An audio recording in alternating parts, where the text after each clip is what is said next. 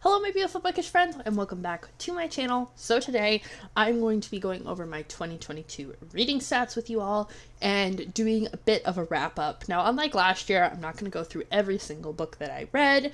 I don't want to pull them all off the shelf. That's a lot of filming and to me it just seemed very boring for you guys. So we're just going to look at my stats and then I will show you guys the spreadsheet that has everything on it and you can pause and see exactly what I read or check out my booktube playlist that has all my wrap-ups that talks about all the books more in depth because I do normally do monthly wrap-ups. There are a few months that I skipped.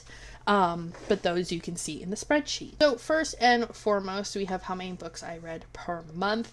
Now I did read a total of 62 books this year, which was really good for me. I did not meet my goal of 85 books, which is going to be my goal coming into 2023 is 85, but it was still a good crop of books considering how much I was working. So January obviously started strong with 12 and then dropped off and then into spring and summer with a couple little peaks here and there. But all through here I was slumping. Through here I was very, very sick. So that was part of it as well. But I only DNF'd 3 books, which we will talk about. You guys can see them here. It was in January and February. And then pages read. I read 22,828 pages, with the most being in March, actually, even though I read less books. Very interesting. I didn't notice that earlier. So, like I said, 3 DNFs, and the reasons I DNF'd them, just mainly it wasn't the right time or they weren't what I thought they were. And that's usually why I DNF a book, is they weren't, the blurb on the back didn't match the actual content, or I just got bored. Reading method wise, and this is something I want to fix in 2023, I want to read more physical books. Now here you can see 40%, actually closer to 41% of what I read was physical, with 4 ebooks, 2 mixed media, so I guess you can count that as physical as well. But 50% of what I read was through audio, so I want to bring that number down. Now over here we can see my genres. My top 3, romance was number 1, of course. Fantasy was number 2 with 12, and then historical fiction was actually a big one for me this year, but mystery came in a close 4th. And book length, my most read one was between 350 and 400 pages, and that's mainly because romance books are usually around 350 pages. And my longest one was Outlander with over 800 pages in it. That is a very, very long book. And I listened to it through audio and it was 33 hours. So when we look at how I read everything, what my most popular formats were, obviously novels took up the most space here, but graphic novels I did read 7, and some comics and some short stories in there. And then we have star ratings, so mostly positive, the most coming in with 27 that just weren't quite 5 stars, but they were 4 stars, 9 5 stars, 9 2 stars, and only 2 lowly 1 stars, and 3 stars was 23%. So now let's get into some of the more in-depth details, more about the content of the book than the structure of the book. Most of what I read was young adult with almost 50%, but adult was right behind it. New adult is one of my least favorite genres, so I don't read a lot of that, and I don't read a lot of middle grade either. Publication year, I wanted to try and stay as current as possible, so we have a lot from 2021, so there were 16 of those. 2019, 11, and 9 from 2020. I don't think, oh yes, I had 4 from this year, so I had 4 new releases, and most of those came from series, so a lot of these ones kind of go together. There's one right after the other, which you guys will see when I flip pages. Rep wise, I really wanted to be more diverse with my reads. Had quite a bit of LGBTQ rep, with 26 books being present, and 11 of those books, or 11 books out of my total number of books, being the main character. Now over here, we're talking disability, and we have 45 of my books. There's absolutely no disability rep, and then only 2 of my books had a main character with disabilities, but it was present in 16 of my books. So you can see the further breakdowns here of our different disabilities. This one here, the dyslexia and ADHD, should be grouped into multiple, so that's a little bit skewed there. And then we have here for our LGBTQ plus rep, most of the rep came from a book having multiple sexual orientations represented and gay characters, but bi and lesbian were not too far behind. How I got them, most of the books I read I owned, which is good. We're trying to get through our TBR stacks. And then rereads, I only reread 6 books, and that was mostly because I was refreshing myself on some series.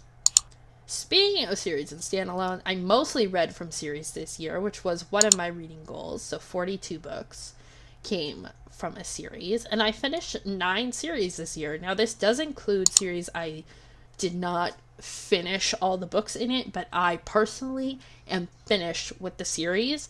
Next year I am tracking that differently, which I will show you guys as well. And then authors, we have 13% was people of color. I want to bump that up going into the next year. I want to read more unique experiences. Mostly women is what I read. Not too many own voices, about 15 books. And nationality-wise, this should be 1. Filipino should be 1, but for some reason it's spelled wrong here.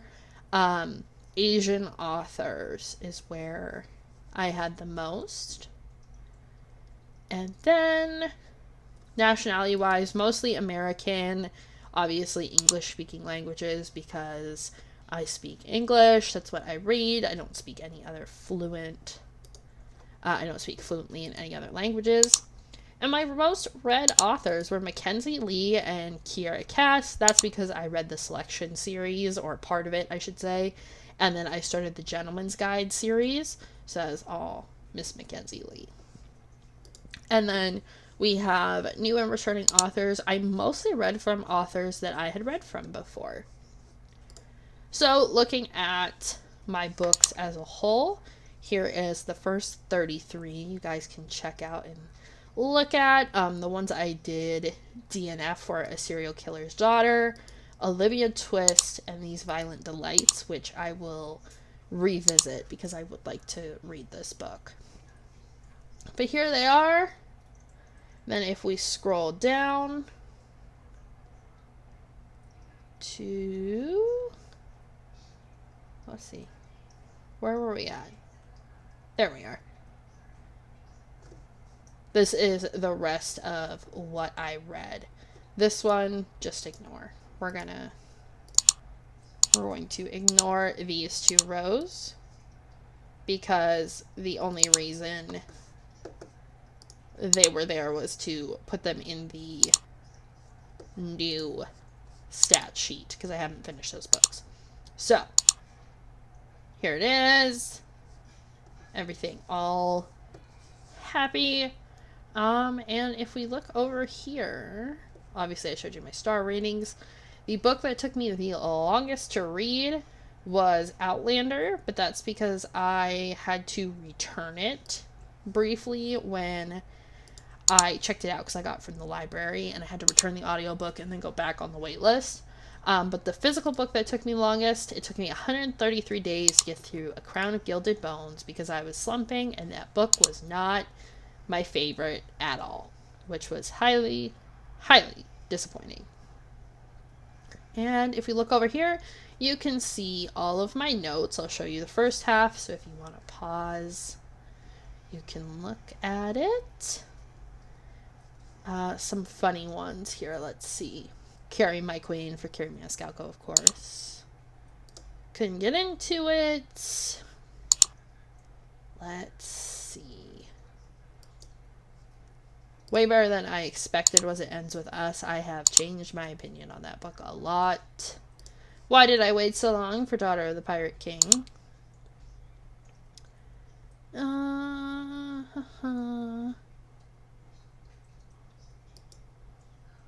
lot of these are just... Oh, Dear God, It's So Bad was for the one.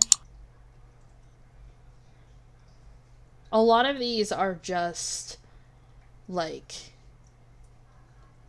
hilarious. So much filler for The Crown of Gilded Bones. Half Baked for the Ex-Hex. So yeah, there's a lot in my notes that you guys can peruse.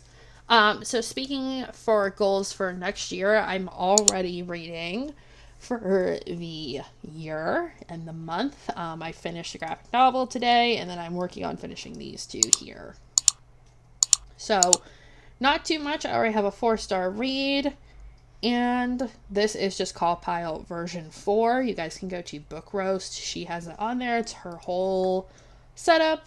And you can already see the different things we're tracking. I am tracking a lot more stats-wise this year, especially with series, new books, and I'm going to look at the costs of my books.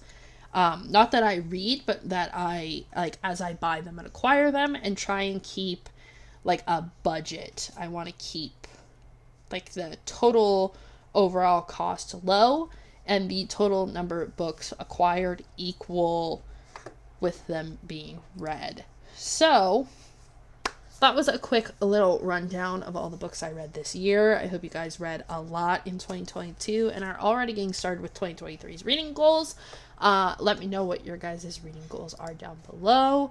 I want to read 85 books, and yeah, that's about it. So I hope I see you guys in the next video, and bye.